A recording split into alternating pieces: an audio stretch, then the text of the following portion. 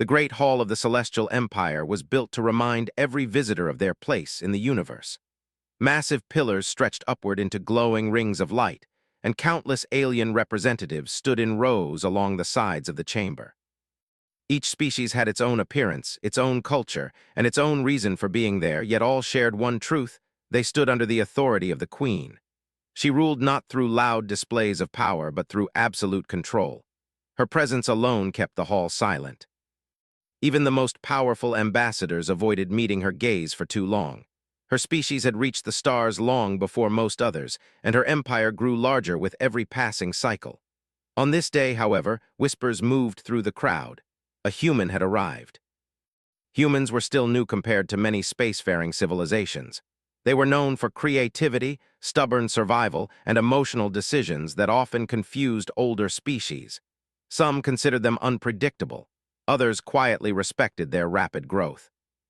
But very few expected a human to stand in the celestial court itself. Commander Elia's heart walked forward slowly, guided by two silent guards. His steps echoed across the polished floor. He wore a simple diplomatic uniform without decoration or armor. He carried no visible weapon. His calm expression hid the weight of the moment, but inside he felt the pressure of thousands of eyes watching him. He had trained for years to reach this point.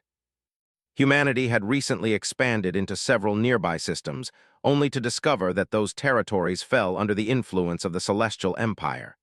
Rather than begin a conflict, humanity chose diplomacy. Elias had been selected because he could listen as well as speak. He understood that sometimes survival depended not on strength but on understanding. As he reached the center of the hall, he finally saw her clearly. The Queen sat upon a throne that seemed grown rather than built, its surface smooth and alive with faint light.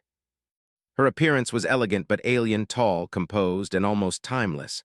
Her eyes shone softly, observing him with quiet focus. She did not move, yet the entire room felt shaped by her attention. Protocol required submission. Elias paused for a moment, remembering the instructions given to him. Every envoy who approached her throne had knelt. Some did it out of fear, others out of respect, but none had refused. He lowered himself onto one knee. The hall grew still. To some observers, the human's action looked like obedience. But to others, especially those who understood subtle body language, something else was clear. His posture was steady, not weak. His head was slightly lowered, but not bowed in defeat. He knelt as a gesture chosen freely. The Queen noticed this immediately. She leaned forward slightly, studying him. "Human envoy," she said, her voice calm but carrying easily across the chamber. "State your purpose." Elias lifted his gaze just enough to speak clearly.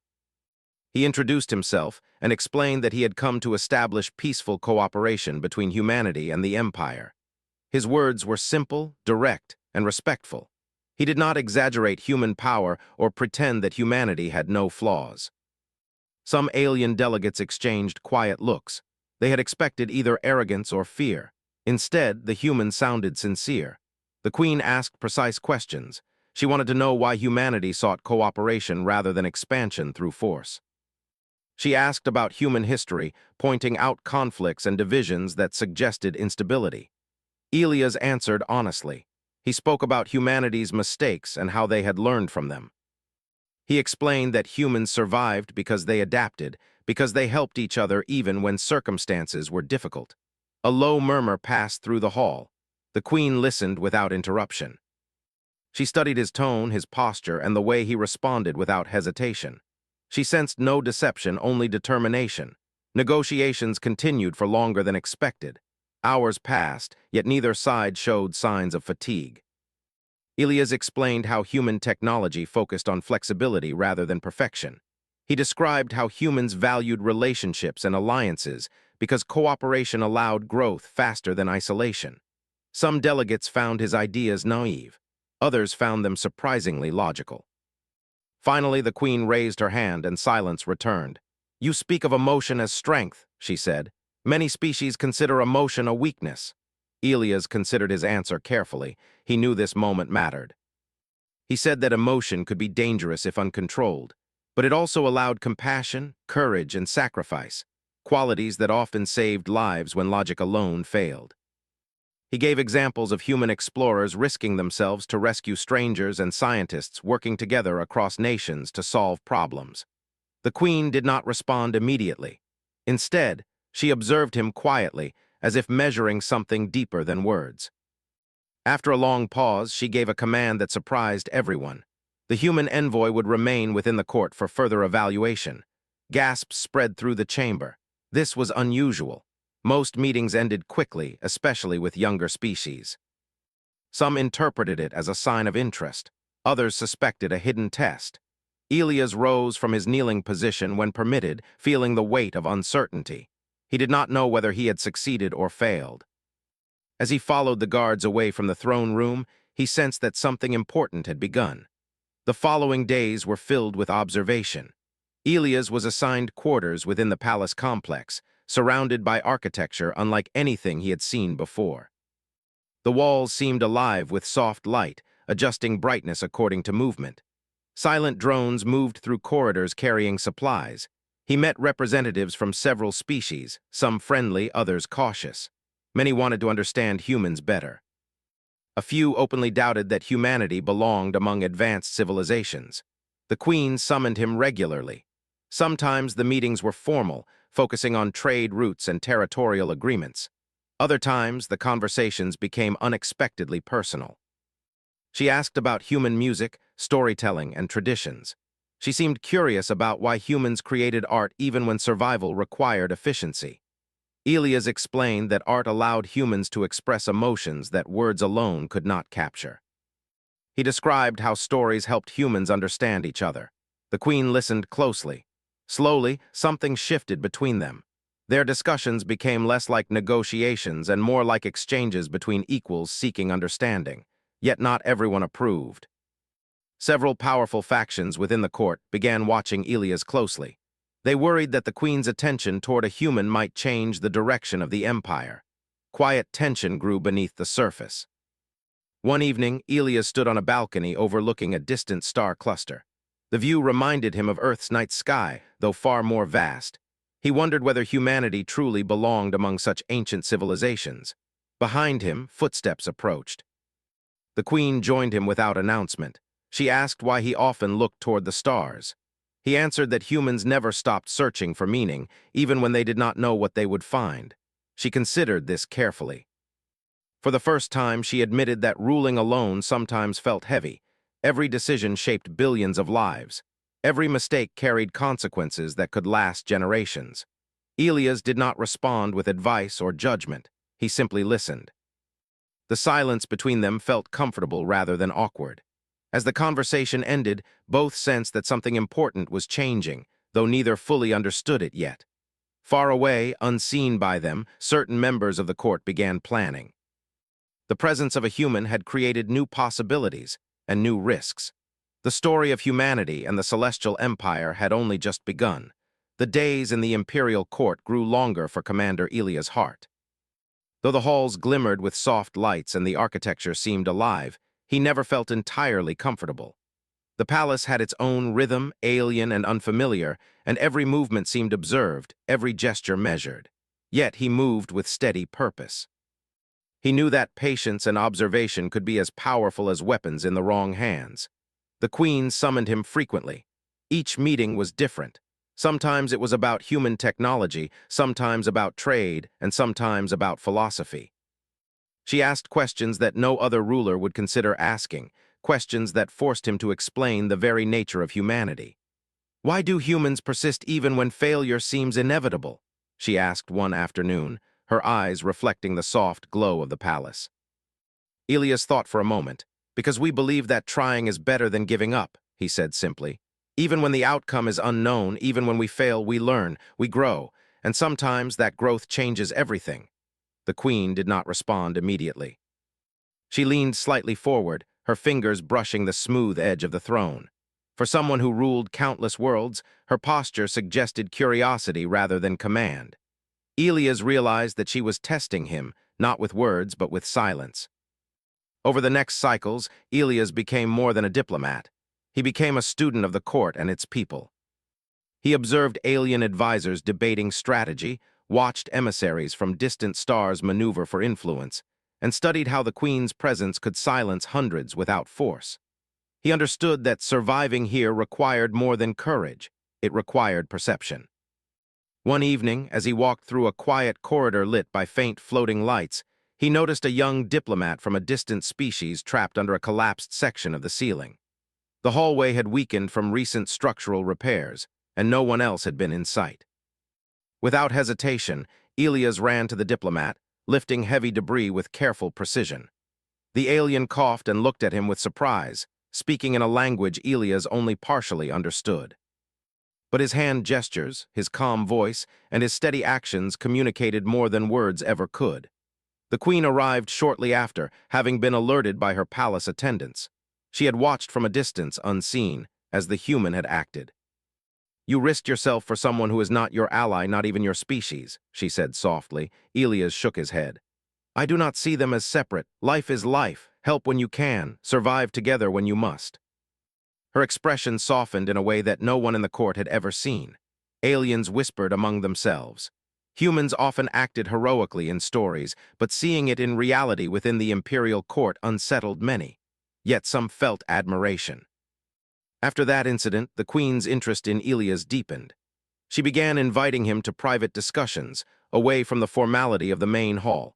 They talked about history, about ethics, about the delicate balance between power and mercy. "Why do humans value relationships over pure logic?" she asked one evening, looking out over a distant starfield. Elias smiled faintly. "Because we are stronger together. A world ruled by fear may last a century, but a world ruled by understanding can last for millennia. We survive by caring, not just calculating." The Queen considered his words. In her species, decisions were often based on probability and efficiency. Emotion was a variable to minimize, a distraction from long-term strategy, yet the humans' answers had an undeniable weight. They had succeeded in connecting ideas she had never considered. While their relationship developed quietly, tensions within the court grew. Factions opposed to the humans' presence began to plot. Some envoys believed he was a threat to their influence. Others whispered that the Queen was becoming distracted from her duties. The risk of conflict was growing silently around them, like a storm forming on the horizon. Then came the attack. It was during a ceremonial assembly in the central hall. The room was packed with representatives from countless worlds. Lights shimmered across the tall pillars, reflecting colors unfamiliar to human eyes. The Queen sat atop her throne, serene as always. Suddenly, a device activated near one of the outer balconies. A shockwave erupted, sending debris and dust across the hall. Delegates screamed, scrambling for cover. Many were trapped under fallen pieces of the ceiling. Elias reacted immediately. He moved toward the blast, dodging falling fragments, reaching a young diplomat struggling under rubble. With strong, precise movements, he lifted debris and carried the alien to safety, guiding them out of the hall before the next shockwave could hit. The Queen watched silently, noting every action. In that instant, she realized that this human was unlike any other species she had encountered. He did not fight for glory or recognition. He acted to protect life itself, even when logic might suggest retreat. After the chaos subsided, she called him to her chambers. "Why did you risk yourself?" she asked again. Elias looked directly at her. "Because no one deserves to die if they can be saved. Humanity has survived because we protect each other, not because we are the strongest." The Queen's eyes lingered on him longer than usual. Something within her shifted, a recognition of values beyond power and strategy. Days passed. The court slowly returned to routine, though the factions who opposed him remained cautious. Elias continued to negotiate, not just with the Queen, but with emissaries from other worlds. His calm approach, combined with his insistence on fairness, began to change perceptions. Even those who had doubted him could not deny the results of his actions. He began exploring other parts of the palace complex. Hidden gardens, halls of records, and quiet observation rooms allowed him to understand the depth of the empire. Each place revealed more about the Queen's decisions, the weight of her responsibility, and the subtle politics that kept peace across so many species. One day, he entered a library filled with artifacts from civilizations long gone. Ancient texts floated in light, some readable, others too old for comprehension. He realized that the Queen had preserved knowledge not for power but for understanding. And it struck him that the difference between her and other rulers was subtle yet significant. She ruled with both mind and heart, even if she did not yet fully admit it. The queen summoned him again. This time, she asked about human emotions in the context of leadership. "Do you not fear that emotion clouds judgment?" she asked. Elias shook his head. "Emotion guides decisions. Logic decides the path, but emotion decides why you walk it. Together, they create balance. Humans make mistakes, yes, but our mistakes teach us more than perfection ever could." Her eyes softened once more. She considered him not just a diplomat, but someone who understood what it meant to live and lead with intention. She began sharing stories of her own people, tales of victories and failures, sacrifices and alliances. For the first time, she revealed moments of doubt, admitting that even rulers could be lonely, burdened by centuries of decision-making. Elias listened quietly, never judging. He offered insight only when asked, allowing her to reflect without interference. Meanwhile, not all observed the growing bond favorably. Some factions plotted subtly, sending coded messages and planning moves to undermine his influence. Yet every attempt was met with calm, as Elias continued to act with clarity and integrity. Then came the traditional evaluation, a test designed to determine whether an outsider could be trusted within the empire. This was more than a simple challenge. It measured moral choices, strategic thinking, and the ability to balance risk with protection of life. The test was known for breaking many species, representatives, for showing the true nature of their character under pressure. Elias prepared, knowing the outcome would affect not only his standing, but the future relationship between humanity and the Empire. He practiced patience, observation, and decision-making, studying both his strengths and vulnerabilities. On the day of the evaluation, he entered the chamber where simulations would begin. Holographic scenarios appeared, presenting impossible choices. Save one group and risk another, follow logic or follow conscience. Each scenario tested him in ways he had never imagined, forcing him to balance risk, responsibility, and empathy. Observers assumed the human would fail. The simulations were designed to favor logical decision-making over emotional judgment, a method that had broken many representatives before him. Elias acted with care. He analyzed each scenario, considered every outcome, and chose paths that protected as many lives as possible while still achieving long-term stability. He refused shortcuts that would sacrifice the vulnerable. The chamber fell silent after each simulation concluded. Delegates whispered among themselves. It became clear that the human was not only surviving the trials, he was excelling. The queen watched intently, her attention never wavered. She recognized in him the values her empire had often neglected: compassion, courage, and the subtle power of cooperation. By the end of the evaluation, Elias had passed in a manner no previous outsider had achieved. He had demonstrated not just intelligence, but wisdom shaped by empathy and experience. The court murmured. Some delegates were impressed, others were shocked, yet none could deny the results. Humanity had proven itself in a way that had never been anticipated. As the day ended, the queen called him to her chambers once more. She had made a decision, one that would ripple through the empire for cycles to come. She regarded him not as a visitor, not as an outsider, but as someone whose actions and choices had earned respect, trust, and recognition. Elias felt the weight of the moment. He had survived not by force or cunning, but through integrity, courage, and the quiet strength of humanity's defining traits. The court had watched, and the story of humanity within the Celestial Empire had reached a turning point. The future was uncertain, yet possibilities stretched wider than he had imagined. He had taken the first steps toward something far greater than diplomacy. He had begun to build a bridge between species, showing that even in the vastness of the universe, humanity's strength lay in its heart as well as its mind. And as he left the chambers that night, the stars beyond the palace shone brighter, as if witnessing the dawn of a new era. The day of the final evaluation arrived, and the entire imperial court gathered to witness the human, Commander Elias Hart, face the ultimate test. Representatives from countless species filled the vast chamber, their faces a mixture of curiosity, skepticism, and anticipation. Many had come expecting the human to fail, some even whispering that no human could possibly survive the trials of the Celestial Empire. The queen watched silently from her elevated throne. She had observed Elias for cycles, learning more than any observer could record. She understood his calm, his reasoning, and his courage, but this test would reveal the depth of his character to the rest of the galaxy. Elias entered the central arena, where holographic simulations filled the space before him. The trials were designed to push him beyond logic, beyond strategy, and into choices that would test the very essence of his humanity. Scenarios appeared rapidly. Natural disasters on inhabited worlds, civil conflicts erupting between allies, crises where only one life could be saved at a time. Each decision carried consequences that the simulation calculated instantly, revealing outcomes to the assembled audience. Many delegates expected failure, imagining that emotion would cloud his judgment.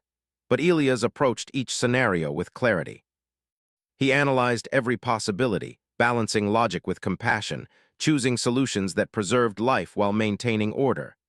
In one scenario, a colony faced a deadly virus. The simulation presented him with two choices: quarantine the infected, sacrificing many for speed, or implement a slower, riskier plan to save all. The holographic representation showed the immediate chaos of the second option, yet Elias selected it. He worked through the simulation's parameters, adjusting strategies in real time, ensuring that every possible measure was taken to protect the lives at stake. Observers watched in disbelief. Humans were not considered perfect strategists. Their species often relied on instincts and emotions. Yet here was one whose choices combined intuition, courage, and intelligence in a way few could match. The trials grew more complex. Simulations forced him to make decisions where there were no perfect outcomes. Entire civilizations teetered on the edge of destruction. He was asked whether he would sacrifice a star system to save millions in another. He refused the easy solution. Instead, he sought alternatives that preserved as much life as possible, even when the simulations suggested it was illogical. Throughout the tests, the Queen observed closely. Each choice Elias made reflected the very principles she had come to recognize in him: empathy, courage, and a willingness to shoulder responsibility for the sake of others. She realized that his humanity, something so often underestimated by the galaxy, was precisely the strength that could guide alliances, shape civilizations, and inspire change. Meanwhile, the factions opposed to Elias within the court whispered in frustration. They could not understand how a human could succeed where their most accomplished envoys had failed. Yet the evidence was undeniable. He passed every scenario with remarkable ingenuity, proving not only survival but leadership, judgment, and vision. The final simulation appeared. It was unlike the others. A massive conflict had erupted between multiple star systems. The choice was framed in stark terms: intervene and risk destabilizing the galaxy, or remain passive and allow countless lives to be lost.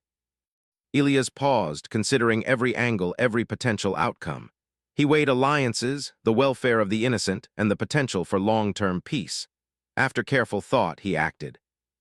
Instead of choosing force or retreat, he implemented a solution that combined diplomacy, technology, and strategy. The holographic conflict dissolved, revealing that the systems could be united through negotiation and cooperation rather than war. The assembled court gasped. Never before had the simulation been resolved in such a manner. The chamber fell silent. Every delegate turned to the Queen, whose expression betrayed nothing yet conveyed everything. Elias stood calmly, awaiting judgment. After a long pause, she rose from her throne. Her steps were slow but deliberate as she descended to stand before him. The court held its collective breath. "You have faced the trials of my empire with wisdom and courage beyond what I expected," she said. Her voice echoed throughout the chamber. "You have shown that humanity is capable of understanding, compassion, and leadership that surpasses many older species. You have proven that survival is not only about strength, but about the choices we make and the lives we protect." Elias listened quietly, aware that his heart was pounding but maintaining his composure. The Queen extended her hand. "By my command, you may rise, not as a visitor, not as an envoy, but as my equal." The court murmured in shock. Some delegates looked uncertain, others in awe. A human had been elevated in a way no outsider had ever been permitted. She continued, her voice soft but firm. "Commander Elias Hart, your actions have shown that the greatest strength of your species lies not in weapons or technology, but in the courage to care, to act with empathy, and to inspire unity. You have earned not only trust but respect." Elias rose from his kneeling position, the weight of the moment settling upon him. He understood that this recognition was far greater than any victory he could achieve in battle. It represented the potential of humanity itself, not just survival, but influence, guidance, and partnership in a galaxy far larger than Earth.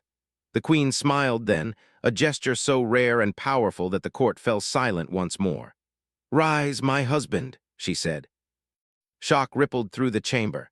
Whispers spread among the delegates. Some gasped aloud, unable to comprehend the union of a human and the ruler of the Celestial Empire. Yet those whispers carried admiration as well, for the decision was more than personal. It symbolized trust, partnership, and the promise of cooperation between civilizations. Elias felt a mixture of awe and humility. He had come to the Empire seeking peace, diplomacy, and understanding, and he had found something far more profound: the recognition of humanity's true potential. He had risen not by force or cunning, but by living according to the principles that defined his species at its best. The court slowly absorbed the meaning of the Queen's declaration. Alliances shifted, old grudges softened, and a new era of dialogue and cooperation began to take shape. Across the galaxy, news of the human who had earned the Queen's trust spread quickly. Some saw it as a political maneuver. Others recognized it as proof that humanity had arrived as a force capable of shaping the future.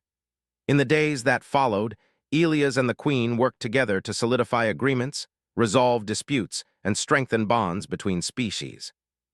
Their partnership became a model for diplomacy, demonstrating that empathy and courage could achieve what threats and intimidation never could. Through it all, Elias remained grounded in the values he had always held dear. He knew that his actions were not just for recognition or personal gain, but for the welfare of humanity and the countless lives touched by his decisions. He navigated the complexities of interstellar politics with patience and insight, always prioritizing the preservation of life and the promotion of understanding. Meanwhile, the Queen learned from him as well. She discovered that leadership was not only about control, but about trust and collaboration. She found that showing vulnerability and compassion could inspire loyalty and cooperation, and that the galaxy was far more receptive to unity than she had previously believed. Their combined efforts transformed the Empire in subtle yet profound ways. Policies shifted to prioritize humanitarian initiatives, trade expanded along cooperative lines rather than through conquest, and the influence of factions opposed to change gradually diminished. The story of humanity and its envoy became legendary, inspiring not only humans but countless other species to pursue alliances and understanding over conflict. Elias often reflected on his journey, recognizing that the greatest test had not been the simulations or the trials, but the simple choices he had made every day: to act with integrity, to prioritize life, and to treat others with respect. In a galaxy filled with fear, suspicion, and ambition, these choices had proven more powerful than any weapon. The Queen, too, reflected on the lessons she had learned. For centuries, she had ruled through authority and discipline, believing that strength and precision were the ultimate measures of power. Now, she saw that empathy, courage, and partnership could achieve what force alone never could. She realized that the future of the Empire and of the galaxy depended on embracing these qualities, guided by allies who shared the same values. And so, a new chapter began. Humanity had not only survived among the stars, but had earned a place of influence and respect. Through the courage, wisdom, and compassion of one human, the Celestial Empire learned that strength came in many forms, and that even the oldest civilizations could be changed by the choices of a single individual. Elias stood beside the Queen, observing the council chambers and the representatives who had once doubted him. He understood that his role had become larger than diplomacy or negotiation. He had become a symbol of humanity's potential, a living testament to the idea that courage and empathy could shape the fate of worlds. As he looked toward the distant stars, he felt hope and responsibility intertwine. The galaxy was vast, filled with challenges and opportunities, yet he knew that together, human and queen, diplomat and ruler, they could navigate the uncertainty and guide countless lives toward a future defined by cooperation, understanding, and respect. The story of the human who knelt before the queen, only to rise as her equal and partner, became a legend across the stars. It was a tale of courage, of wisdom, and of humanity's ability to shine even among the oldest and most powerful civilizations. And though the journey had been long and perilous, the promise of a new era stretched endlessly before them, a universe where choice, compassion, and courage held the power to shape destiny.